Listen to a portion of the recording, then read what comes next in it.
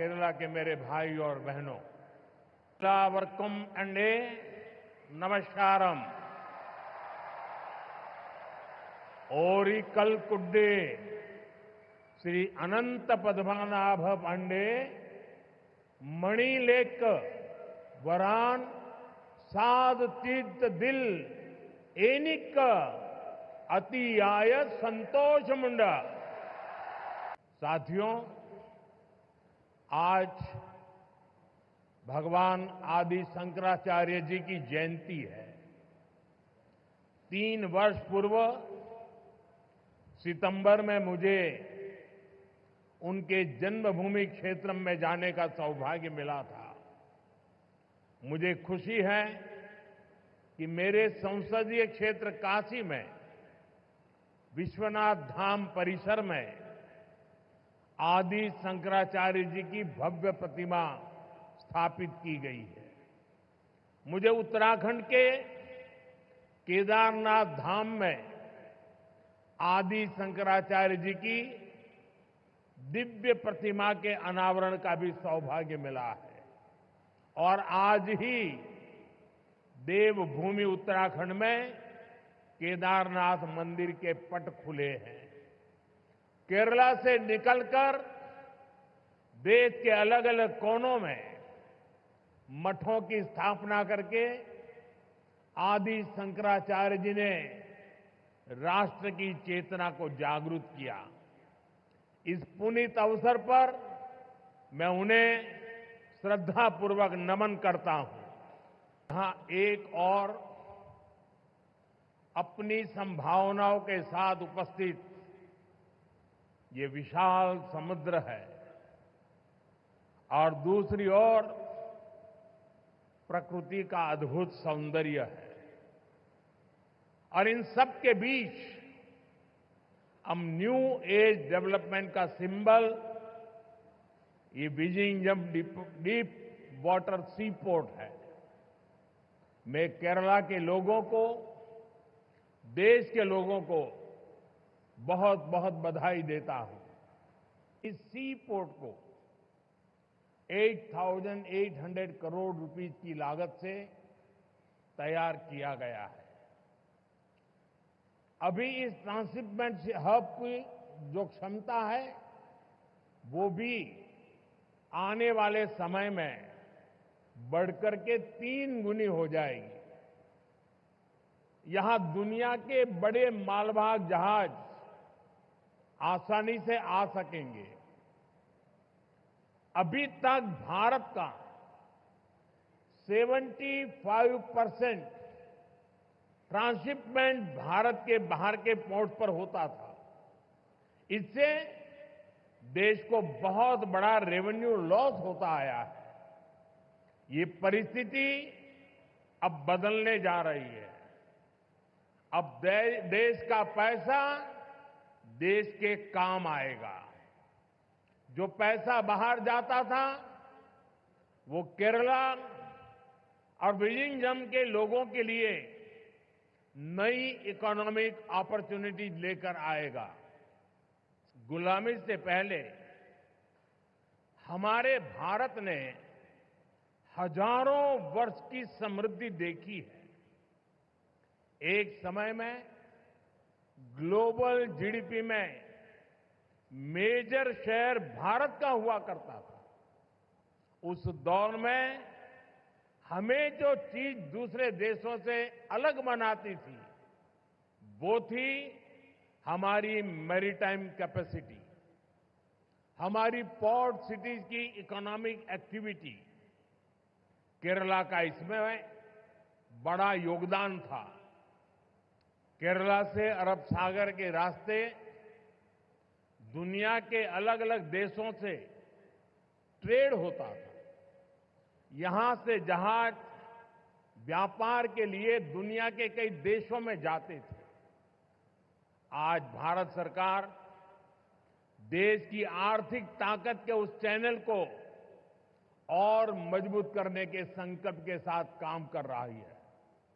भारत के coastal state, हमारी port cities विकसित भारत की ग्रोथ का अहम सेंटर बनेंगे।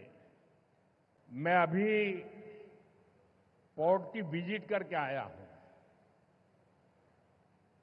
और गुजरात के लोगों को जब पता चलेगा कि इतना बढ़िया पोर्ट ये अदानी ने यहां केरल में बनाया है, ये गुजरात में 30 साल से पोर्ट पे काम कर रहे हैं, लेकिन अभी तक वहां उन्होंने ऐसा पोर्ट नहीं बनाया, तब उनको गुजरात के लोगों से गुस्सा शायद करने के लिए तैयार रहना पड़ेगा।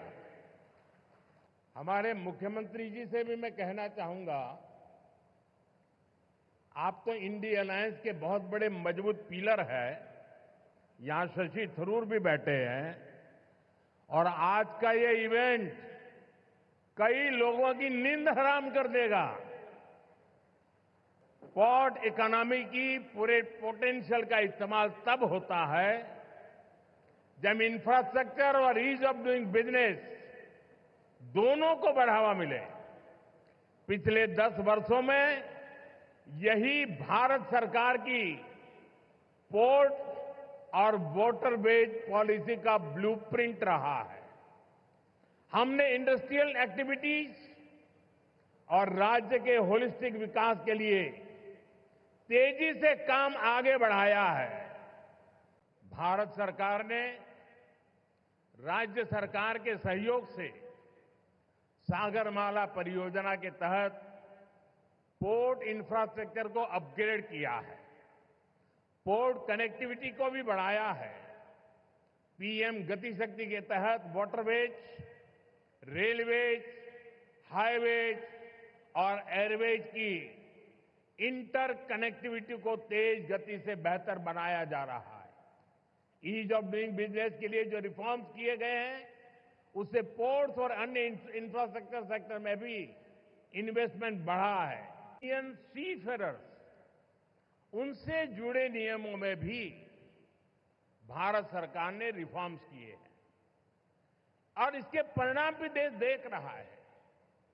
2014 में इंडियन सीफेरर्स की संख्या 1.25 लाख से भी कम थी। अब इनकी संख्या 3.25 लाख से भी ज्यादा हो गई है। आज भारत सीफेरर्स की संख्या के मामले में दुनिया के टॉप 3 देशों की लिस्ट में शामिल हो गया है। शिपिंग इंडस्ट्री से जुड़े लोग जानते हैं कि 10 साल पहले हमारे शिप्स को पोर्ट्स पर कितना लंबा इंतजार करना पड़ता था, उन्हें अनलोड करने में लंबा समय लग जाता था।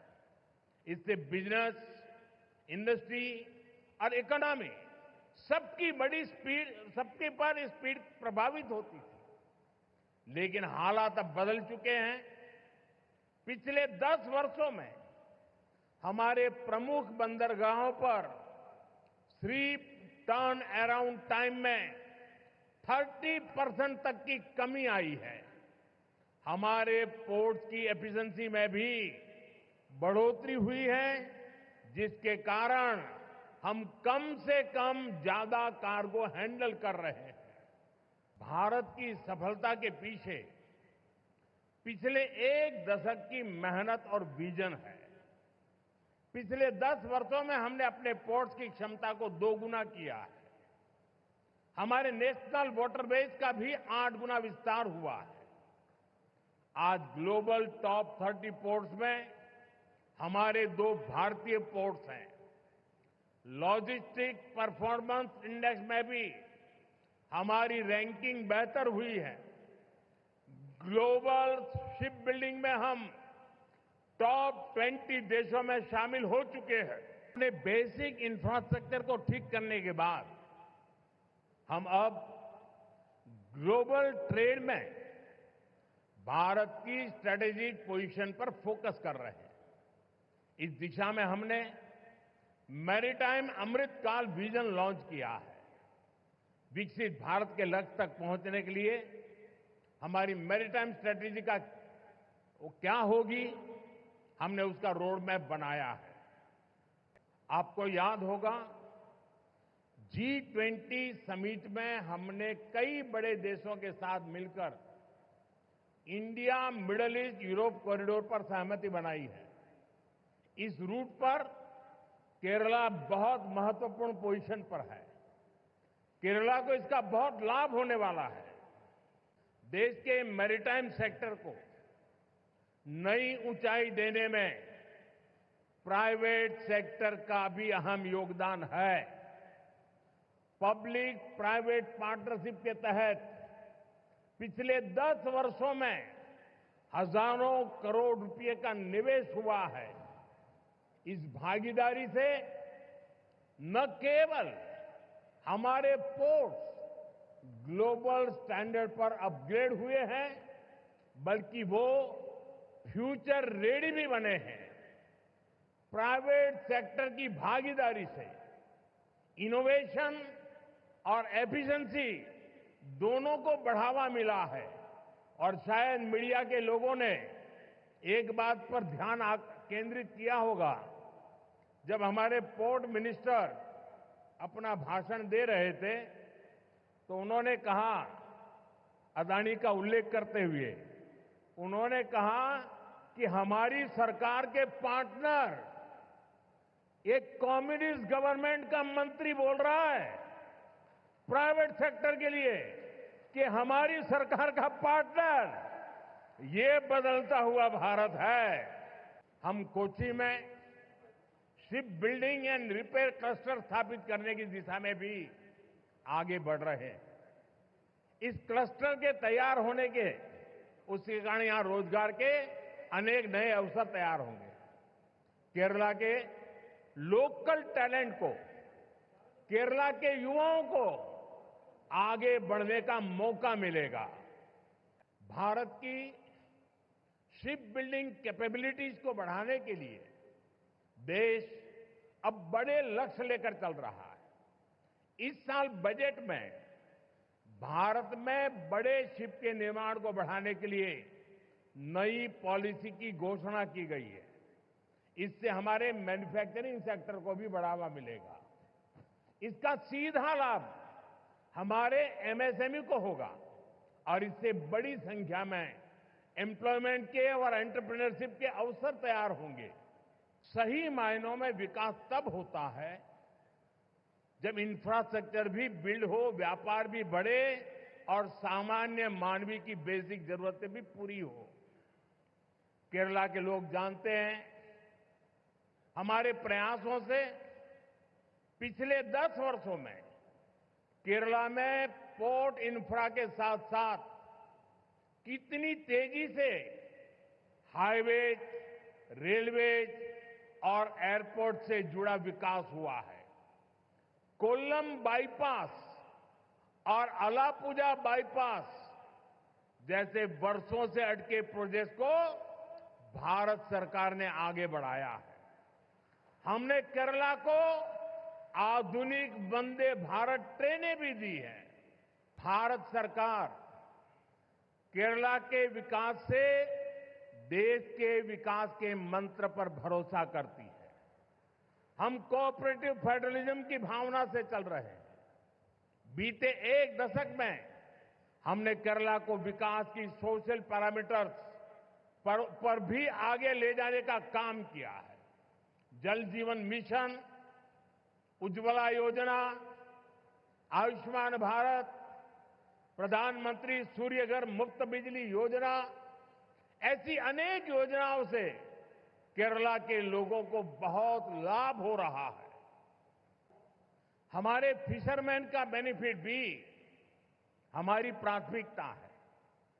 ब्लू रिवॉल्यूशन और प्रधानमंत्री मत्स्य संपदा योजना के तहत केरला के लिए सैकड़ों करोड़ रुपए की परियोजनाओं को मंजूरी दी गई है। हमने पोन्नानी और पुथियप्पा जैसे फिशिंग हार्बर का भी मॉडर्नाइजेशन किया है। केरला में हजारों मछुआरे भाई बहनों को किसान क्रेडिट कार्ड भी दिए गए हैं, जिसके कारण उन्हें सैकड़ों करोड़ रुपए की मदद मिली है।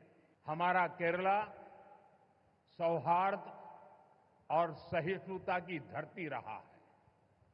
यहां सैकड़ों साल पहले देश की पहली और दुनिया की सबसे प्राचीन चर्च में से एक सेंट थॉमस चर्च बनाई गई थी। हम सब जानते हैं, हम सबके लिए कुछ ही दिन पहले दुख की बड़ी घड़ी आई है। कुछ दिन पहले हम सभी ने पोप फ्रांसिस को खो दिया है। भारत की ओर से उनके अंतिम संस्कार में शामिल होने के लिए हमारी राष्ट्रपति द्रौपदी मुर्मू जी वहां गई थी। उसके साथ हमारे केरल के ही साथी हमारे मंत्री श्री जॉर्ज कुरियन वो भी गए थे। मैं भी केरला की धरती से एक बार फिर इस दुख में शामिल सभी लोगों के प्रति अपनी संवेदना प्रकट करता हूं। पोप फ्रांसिस की सेवा भावना, क्रिश्चियन परंपराओं में सबको स्थान देने के उनके प्रयास, इसके लिए दुनिया हमेशा उन्हें याद रखेगी।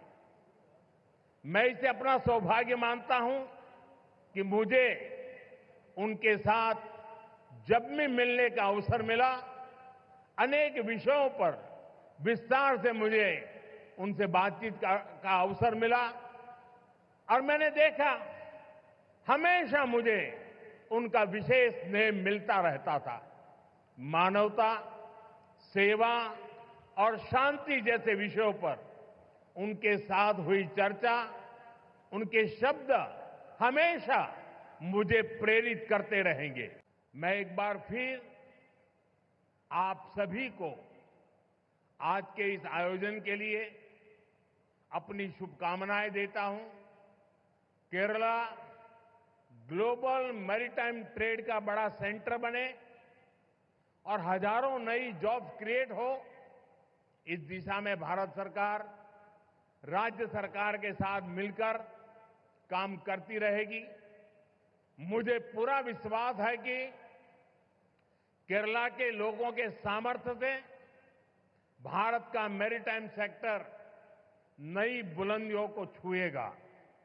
नमक्कू ओरीमिच्च, नमक्कू ओरुमिच्च, ओरू विकसित केरलम पट्टुयार्तम, जय केरलम, जय भारत। जय केरलम, जय भारत। धन्यवाद।